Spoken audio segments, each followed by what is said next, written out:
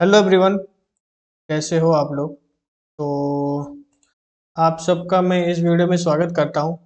और आज हम इस वीडियो में बात करेंगे जो मार्केट में नए लोग हैं जो एंटर कर रहे हैं अभी मार्केट के इस सिचुएशन में। तो मार्केट में एंटर करना वो अलग चीज़ है और मार्केट में टिके रहना और अपने सेगमेंट को फाइंड आउट करना कि मैं किस सेगमेंट में कंफर्टेबल हूँ। जैसे कि मार्केट में बहुत सारे ट्रेडिंग होते हैं, जैसे ऑप्शन ट्रेडिंग होता है, फ्यूचर ट्रेडिंग होता है, इक्विटी ट्रेडिंग होता है और इन्वेस्टिंग होता है। चार चार तरह का ट्रेडिंग मार्केट में होता है। तो आज मैं इस वीडियो में बात करने वाला हूँ कि जो मार्केट में नए लोग हैं वो स्विंग ट्रेडिंग कैसे स्टार्ट कर सकते हैं, क्योंकि मार्केट में टिके रहने के लिए स्विंग ट्रेडिंग एक इक्विटी के माध्यम से वो सबसे बेस्ट तरीका होता है अगर मार्केट में आपको टिके रहना है। अगर आप मार्केट में 4 साल 5 साल टिक गए तो आपको पैसे बनाना आ जाएगा। आप मार्केट में अगर टिके हैं तो मार्केट से आपको पैसे कैसे निकालने हैं वो आप सीख जाएंगे। तो सबसे पहले ट्रेडर जो मार्केट में आता है तो उसके माइंड में ये रहता है कि मैं ट्रेडिंग करूं तो कैसे करूं। आप सबको सिंपल सा चीज, अगर आप कुछ पैसे लेके आ रहे हैं मार्केट में तो सबसे पहले आपको अपने पैसे को प्रोटेक्ट करना जरूरी है। तो आप अपने पैसे कैसे बचाओगे? ऑप्शन में घुस के तो आप पैसे नहीं बचा सकते। फ्यूचर के लॉट में भी आपको आपका रिस्क मैनेजमेंट हो पाएगा या नहीं हो पाएगा, ये आप ये आपके कैपिटल के ऊपर डिपेंड करता है। तो आप कितना भी छोटा से छोटा कैपिटल ले आओ, अगर इक्विटी मार्केट में एंटर कर रहे हो स्विंग ट्रेडिंग करने के लिए तो आप अपना रिस्क मैनेजमेंट कर सकते हो आराम से। और मार्केट में टिके रहने के लिए इक्विटी मार्केट बेस्ट है। तो इक्विटी में ट्रेडिंग करने के लिए सबसे बेस्ट तरीका है स्विंग ट्रेडिंग। और स्विंग ट्रेडिंग के लिए ही मैं आपको इस वीडियो में स्विंग ट्रेडिंग करने का ही तरीका मैं इस वीडियो में आपको बताने वाला हूँ कि स्विंग ट्रेडिंग कैसे किया जाएगा। जो बिगिनर है उनके लिए भी मैं बहुत कुछ सिखाने का कोशिश करूँगा, उनको भी सीखने का मौका मिलेगा। तो बिना टाइम वेस्ट किए हुए चलते हैं स्क्रीन पे और मैं आपको समझाने का कोशिश करता हूँ कि जो बिगिनर है वो किस किस तरह से स्विंग ट्रेडिंग अपना प्लान कर सकते हैं। तो बेसिकली अपने को ये समझना है कि स्विंग ट्रेडिंग करने का बहुत सारा तरीका होता है। जैसे कि कोई होता है जो कि ब्रेकआउट का ट्रेडिंग करता है, जैसे किसी स्टॉक का 1 महीने बाद ब्रेकआउट आ रहा है, 2 साल बाद ब्रेकआउट आ रहा है, 3 साल बाद ब्रेकआउट आ रहा है, तो वो ब्रेकआउट को ट्रेडिंग करता है। जनरली मैं ब्रेकआउट ट्रेडिंग प्रेफर नहीं करता हूँ। उसके पीछे का भी जो रीजन है वो भी मैं आपको समझाने का कोशिश करूंगा। तो फिलहाल अगर मैं बात करूं आपके जो ट्रेडिंग मैं प्रेफर करता हूं, मैं जो ट्रेडिंग करता हूं वही चीज़ आपको भी मैं सिखाने का कोशिश करता हूं। तो चलते हैं सीधा स्क्रीन पे और मैं आपको समझाने का कोशिश करता हूं। जैसे कि आप कोई भी स्टॉक को अगर आप पकड़ते हैं तो उस स्टॉक किसी भी स्टॉक का बिहेवियर जनरली सेम ही होता है, तो वो मैं आपको समझाने का कोशिश करता हूँ। जैसे कोई स्टॉक यहाँ से चलना चालू किया उसने, जैसे ये चलना चालू किया, फिर ये लो बनाया, फिर ये हाई बनाया, फिर ये लो बनाया, फिर ये हाई बनाया, फिर ये लो बनाया, फिर ये हाई बनाया, फिर ये लो बनाया, फिर से ये हाई बनाया। तो जनरली हम स्विंग ट्रेडिंग में क्या करते हैं कि स्विंग ट्रेडिंग में हम ये स्विंग कैप्चर करने का कोशिश करते हैं, ये स्विंग। ठीक है? क्यों? क्योंकि ये जो मूव होता है ना, ये करेक्टिव मूव से बड़ा मूव होता है। ठीक है? तो जो ये करेक्टिव मूव है इसको बोलते हैं पुल बैक। जब भी मार्केट ऊपर जाएगा तो ऊपर जाने के बाद ये ऊपर सस्टेन करके मतलब ऊपर ही नहीं निकल जाएगा, ये यहाँ से पुल बैक करेगा, ये मार्केट का नेचर होता है। ठीक है? जब अब अपने को क्या करना है कि कोई भी स्टॉक अगर चल रहा है, ठीक है, कोई भी स्टॉक अगर इस टाइप से चल रहा है तो अपने को जनरली क्या करना है, अपने को ये जोन फाइंड आउट करना है, ये जोन, ये लो। ठीक है? अब इससे होगा क्या, आपको मैं वो समझाने का कोशिश करता हूँ कि अगर आप कोई भी स्टॉक को इस तरह से फाइंड आउट करते हैं कि वो अच्छे स्ट्रक्चर में घूम रहा है, इस टाइप का हायर हाई, इसको बोलते हैं हायर हाई, एक ये लो बनाया और यहाँ से जब ये हाई बनाया, फिर ये लो बनाया। जब इस हाई को ब्रेक करेगा तो फिर से ये हायर हाई बनाएगा। प्रीवियस हाई से ये हाई बड़ा होना चाहिए, तो इसको बोलते हैं हायर हाई का स्ट्रक्चर। जिस भी स्टॉक में हायर हाई का स्ट्रक्चर बन रहा होगा ना, वो स्टॉक स्विंग ट्रेडिंग के लिए बहुत ही अच्छा होता है और बेस्ट होता है।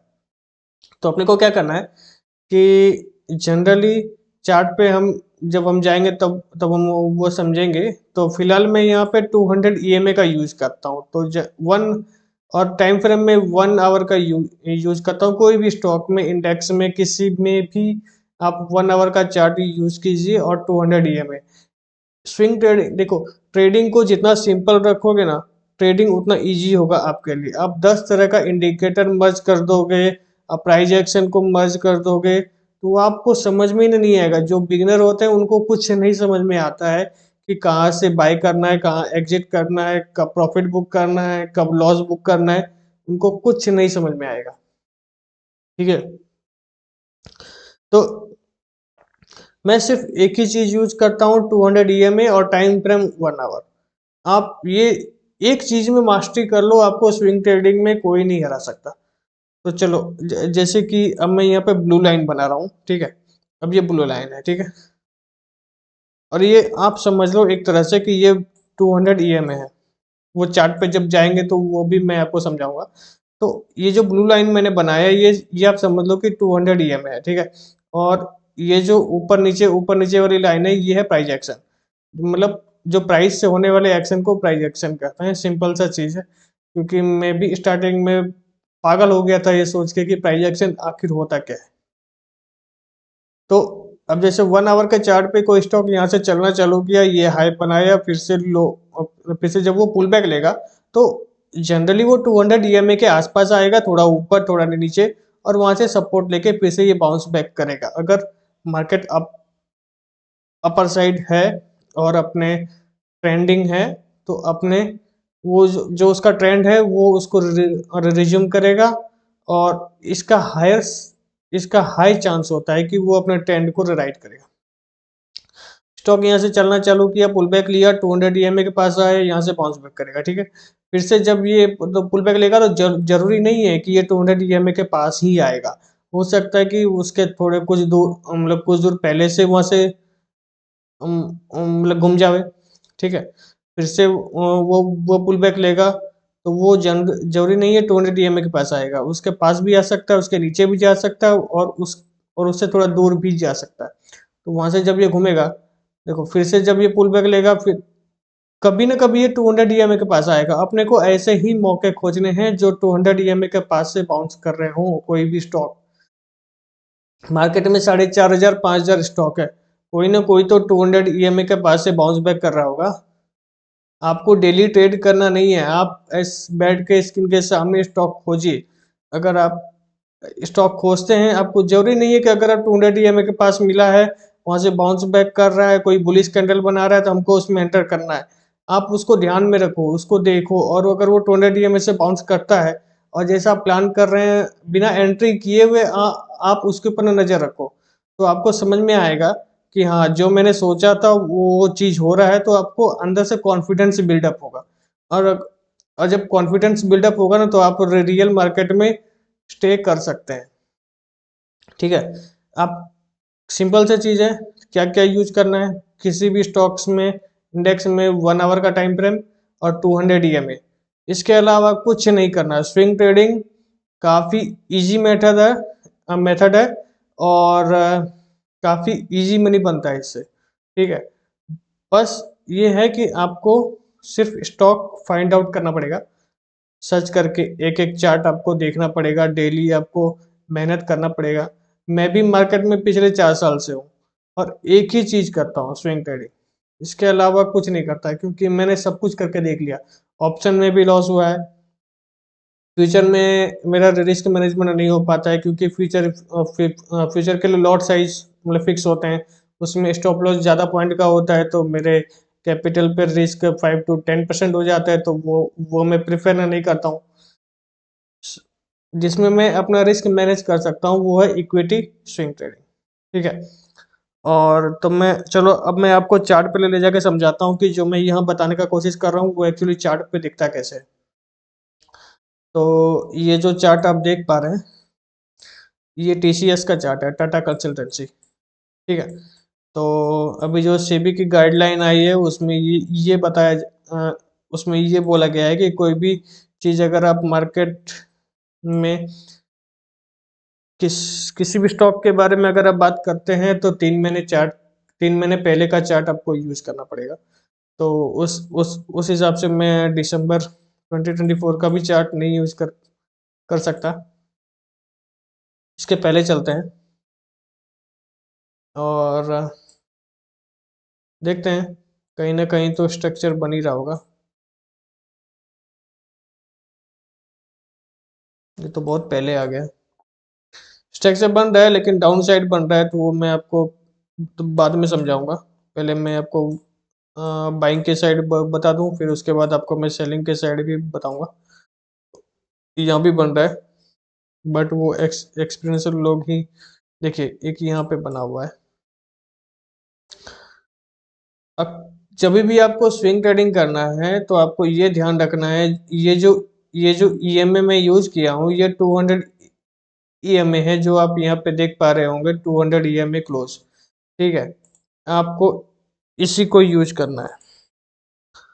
टाइम फ्रेम 1 आवर या फिर इससे बड़ा टाइम फ्रेम भी यूज कर सकते हैं। इससे छोटे टाइम फ्रेम पे मत जाइएगा। इससे छोटे टाइम फ्रेम पे जाओगे तो वो आपको क्लियरिटी नहीं मिल पाएगी। आप जितने बड़े टाइम फ्रेम पे जाओगे उतना ज़्यादा विनिंग प्रोबेबिलिटी आपके साइड होगा। तो आप 4 आवर 2 आवर डेली भी यूज कर सकते हैं। सिंपल सा चीज़ मैं आपको जो वहाँ पे समझाया, देखो 1 आवर के टाइम फ्रेम पे जब इसने 200 ईएमए को ब्रेक किया, ब्रेक करने के बाद आप ये इस जोन में तो एंटर करोगे नहीं, क्योंकि मार्केट कहाँ जाने वाला है ना आप जानते हो ना मैं जानता हूँ। ठीक है। जब ये प्रॉपरली 200 ईएमए के ऊपर सस्टेन कर गया, 2 4 3 10 दिन सस्टेन कर गया, तो ये कभी ना कभी पुल बैक लेके 200 ईएमए के पास आएगा। और 200 ईएमए से जब बाउंस बैक करेगा तब हम यहाँ पे एंट्री करेंगे। एंट्री कैसे करेंगे वो भी मैं आपको समझाने का कोशिश करता हूँ कि एंट्री तब करेंगे जब हमें कोई बुलिश कैंडल 200 ईएमए के पास से मिल जाएगा, या प्रीवियस हाई को जब ये ब्रेक करेगा, तो मतलब जब यहाँ से रिवर्सल ले रहा होगा, और जब ये प्रीवियस जोन को ब्रेक करेगा। जैसे कि अगर आप देखोगे तो जब ये यहाँ से गिरा था तो यहाँ पे कुछ टाइम के लिए सस्टेन किया था। आप ये देखो ये वाला जो जोन है, ठीक है, ये जोन के आसपास में मार्केट इस जोन के नीचे काफी देर सस्टेन किया, और यहाँ पे काफी सारे कैंडल बनाए इसने 1 आवर के। और जब इसने ये बड़े और जब इसने बड़े कैंडल से इस जोन का ब्रेकआउट किया तो यहाँ पे कंफर्मेशन हो गया था कि अब ये यहाँ से ऊपर जाने को रेडी है। तो अगर आप इस जोन के ब्रेकआउट पे एंट्री करते हो तो इस जोन यहाँ कहीं आपकी एंट्री बनती है और ये रैली आप कैप्चर कर सकते थे। ठीक है। सिंपल सा चीज है। और फिर अगर आपको दोबारा एंट्री मिलता है तो ठीक है, अदरवाइज 200 ईएमए के नीचे आपको एंट्री नहीं करना है। बाइंग के साइड हमेशा 200 ईएमए के ऊपर ही एंट्री करनी है। ठीक है।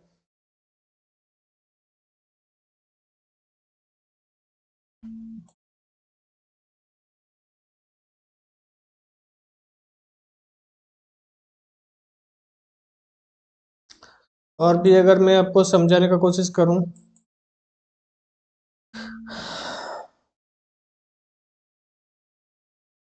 कोई दूसरा चार्ट अपने देख लेते हैं, जैसे रिलायंस का चार्ट हुआ।